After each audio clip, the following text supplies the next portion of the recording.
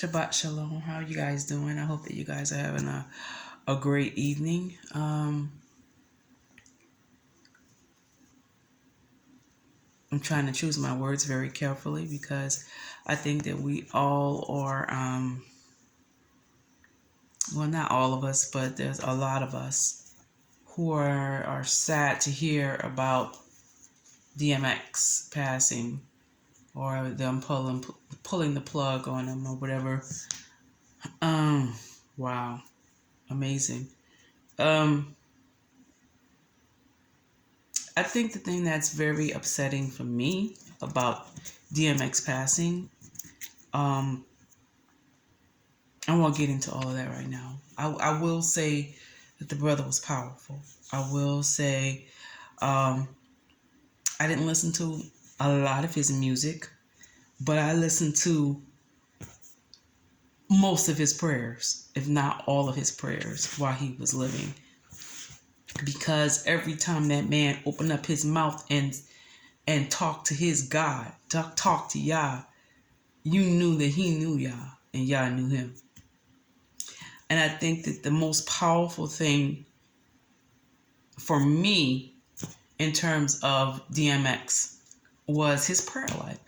His prayer life was more potent and more powerful than his talent, than his gift, than his influence, his fame, his fortune, than his physique, than his looks. You know, they had ladies that was all up on, like DMX because, oh girl, he fine.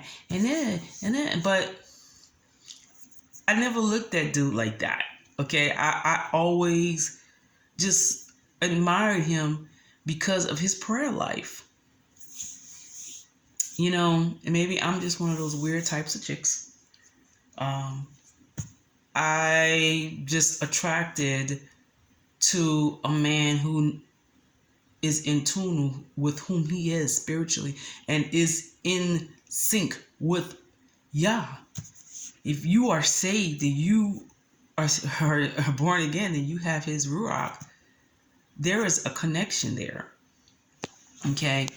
That is amazing. That is powerful. You can't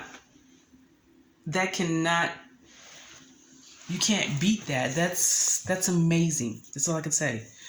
And every time DMX opened up his mouth, you knew that he knew the Lord. You knew that he knew Yah.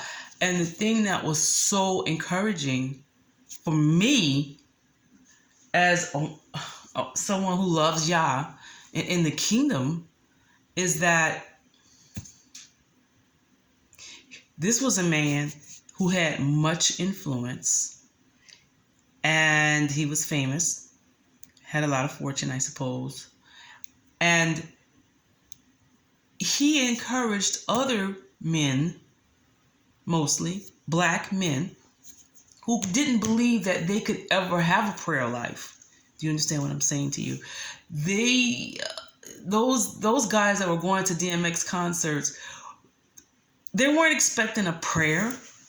They weren't expected to be led in prayer and led to the throne of Yah. They were expecting for DMX to bring the bars, because they knew him to be what? Rough Rider, as they call him. But instead, he most probably did that too. I've never been to a DMX concert.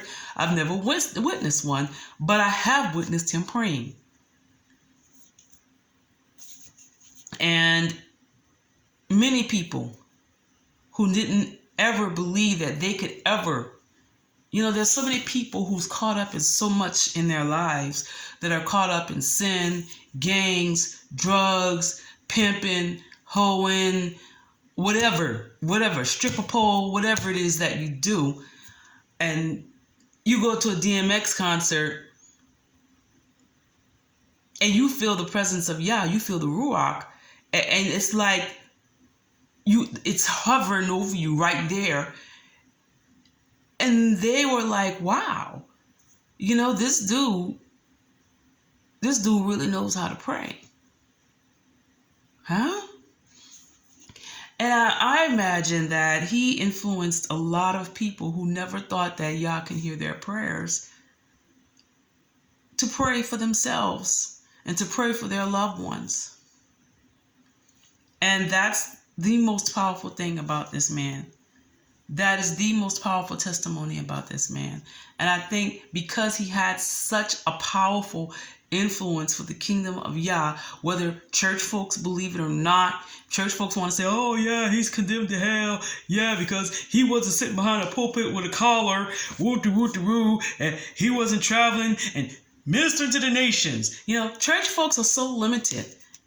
They're so limited and short-sighted on how Yah can use somebody that, you know, if they don't stand behind a pulpit and if they don't have a collar and they don't have PhD and MD and everything else behind their name and in front of their name, and if they're not part of some alliance and some fellowship, they believe that you're not following the will of Yah for your life. And a lot of people thought that because DMX was in the industry that he was in, and they thought because he, you know, yes, he did preach at some churches. Some people did let him in their pulpit. But those were people that were thinking outside of the box and that did not care where he was coming from. Now, I'm pretty sure that they got a little upset because they couldn't keep him in church, because they couldn't slap a collar on him, because he would not go to ministerial school. I'm pretty sure they offered all of those things to him. But at the end of the day, he realized that his place was right where he was at. So I don't believe a lot of things, but one of the things I don't believe about DMX is that he died outside of the will of Yah. I do believe he died prematurely. I don't believe that he overdosed on drugs. Okay? I do believe that he is yet another victim of the I do believe that with everything in me. I'm not at liberty to say so because they don't want you to say these things, because they don't want you to alarm the public as if the public is dumb and stupid, right? And that ticks me off too, because you know, we as black people, we tend to just do things. We don't go, when we go to the doctor and we do this and we undergo certain procedures, whether it's surgery, whether it's whatever, whether it's procedures, whether it's tests, they don't want you to ask questions. They don't want you to challenge them.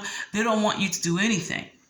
But I'm here to tell you, my people, you best ask questions, and you best ask as many questions as possible before you let them do anything to you, especially in this day and hour. If it's any medical procedure, you ask as many questions as possible. You get as much information as you need. You get as informed and educated as possible. You don't let nobody rush you through no procedure. If there's a line, and you got questions, and you don't feel like, well, I'm gonna just go ahead and go on through because there's a long line of people behind me. No, you wait. You consult a doctor. You get a second and a third opinion until you get all of your questions that you have answered before you let any doctor or any nurse or any of these people in the medical field do anything to you. Do you hear me, my people? If it's so much as a hangnail, and I'm dead serious. I'm drop dead serious. Don't let them rush you into anything. Don't be peer pressured into anything. Be informed. And don't be blind and stupid and ignorant. Know what your options are. Know what everything that can happen. Know all of the after effects. Do you hear what I'm trying to say to you? Because he should still be living. Okay? At the end of the day, I suppose that no matter how much we prayed, he just probably didn't want to be here no more. So we can't overpower anybody's will. But if a heart attack was involved, don't believe it was induced by drugs. I don't. Show me the medical paper. Show me the autopsy report famous black people that are dropping dead these days, I'm hoping and praying that the families of famous black people who have died in the past 6 months and who are going to die, because there are going to be some more, unfortunately, that they will be very open and transparent. I understand that you're grieving. I understand you may be in shock, and I'm sorry, and I'm praying for you to be comforted. But we as a people we cannot afford to be in the dark about what's going on.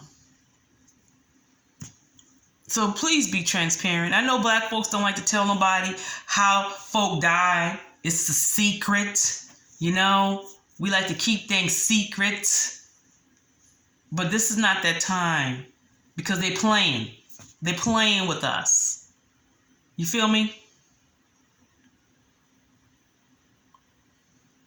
They're straight playing with us.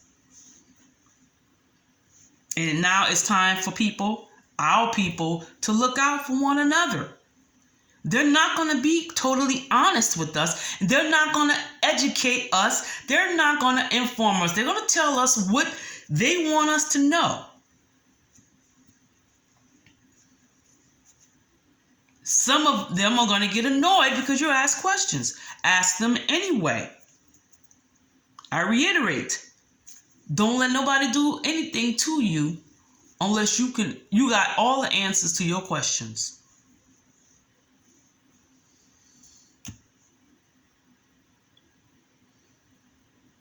I'm going to go before I say something I shouldn't say. But, family, please be transparent about how your people are leaving here. Let their deaths mean something. If there's some foolishness, some slim shady stuff going on, and they should not be here, they should not have died the way that they died, please let us know. Find a way to let us know. Please, we beg you. We need that information. We have loved ones that aren't aware. So please tell us. We need to know. We can't trust them. Tell us what's going on. Please. Please. Now I'm gone, for real, for real. You guys have a wonderful Sabbath, and I'll talk to you guys later this weekend. Be blessed.